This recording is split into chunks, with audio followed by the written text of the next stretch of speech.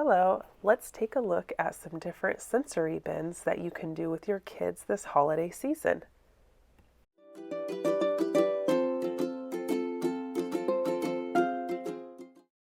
Welcome to Lessons for Little Blessings. I'm Tessa, and I'm jumping right in here to show you some different ideas as we chat here. So we're going to talk about what is sensory play, what are sensory bins, and then why would you do them? What are some of the benefits for your kids? And then we'll look into some variations, and just all throughout I'll be showing different ideas that hopefully help give you some ideas that you can do at home. Since it's almost Christmas and this will be going out pretty close before that, we're going to first take a look at some Christmassy and winter bins that you can do while we talk about what sensory play is. So quite simply, sensory play is just any play that stimulates the child's senses. Touch, smell, hearing, anything that appeals to those senses. So things that, are visually appealing, that they can manipulate with their hands. Those are all great things that can be in a sensory bin. Sensory bins are also great for those motor skills. So I like including things that make them use those fine motor skills to help strengthen their hand muscles, like the tweezers that you just saw in that rice bin. Sensory play helps to build the nerve connections in the brain with exploring new experiences. So anytime you can give your child a new experience, really any experience, but primarily new ones, it helps their brain fire and make connections and develop their learning. And most experiences will hit some kind of tactile, visual, olfactory, or something that involves the senses. And these new experiences that you give your child, it encourages learning through exploration, problem solving, creativity, working together. So all of those great learning benefits are also included in sensory play. So hopefully you have a pretty good idea now of what sensory play is and why you might choose to use it with your child. So we'll now talk about some different variations that you might use, different materials that are helpful, all of that kind of stuff. In this bin, we've done kind of a little hide and seek. So that's one way that you can do it different. You can kind of bury everything and then they just go through and it's like a little treasure hunt. What can we find? The main thing you'll probably want is a place to put all of the stuff. So I like using these larger bins.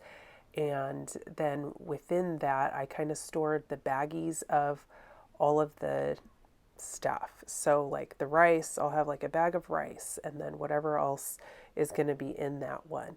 And then I can just pull it out and dump that all in the bin. And then that's what they use for whatever period of time. So I also have done rice, oats, beans are great, corn, water, sand, if you're feeling, up for a little bit more mess.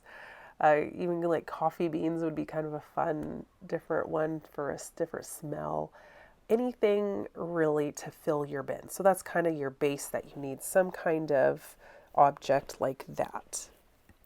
And I like to rotate them. So like I said, I keep them in those bags so I can just reuse it and dump it back in and maybe fill it with different little trinkets and other things.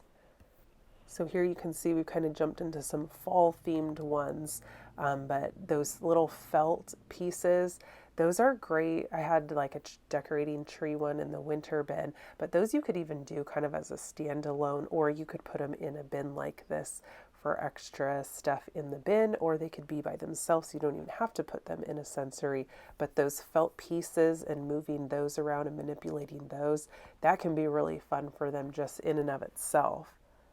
So other tools that are great for any bin, though you saw those little tweezers, those are great, fine motor, any kind of like spoon, cup, bowl, kitchen utensils. You see the rolling pin here, measuring cups, measuring spoons. When we had the water, we did the little turkey baster thing, strainers. So a lot of times your kitchen items can be really useful to change it up in the sensory bins. This is actually an empty container of pumpkin pie spice here, but we did put in some cinnamon in the whole bin, so that kind of added to the the different smell too. I've done glitter also inside of the rice. That was messy. So it was fun, but glitter is messy. So just FYI, and a lot of it went to the bottom. So it was fun for a little bit, but it wasn't quite exactly like I had hoped. So be aware on the glitter. Another thing I've used, not necessarily for these holiday bins, but just for sensory bins in general, is different learning tools like ABC blocks, numbers, letters, things like that you can put in there, and then it adds the different, reading, writing, learning component to it. And my first son had these little foam letters, and we would hide them in there, and he would just find them, and he loved doing that. And then we would have him find him with the tweezers, so he had to work on that fine motor grip too. So you can use little trinkets and things like that as well. Anything they're into, like dinosaurs is our main thing right now, or my little one here, trucks. He loves putting in like the bulldozer, the digger, the trucks, and he'll sit in there and scoop stuff around. So you can also do them that way as well. So I hope this video has given you some different ideas on things that you can do for sensory play and ways to make it happen in your home. If you're interested in other activities for your children, please check out the description box below. I'll have a link to my channel where you can find other videos on reading, writing, math, and other various activities to help your kids thrive. Thank you for watching and have a blessed day.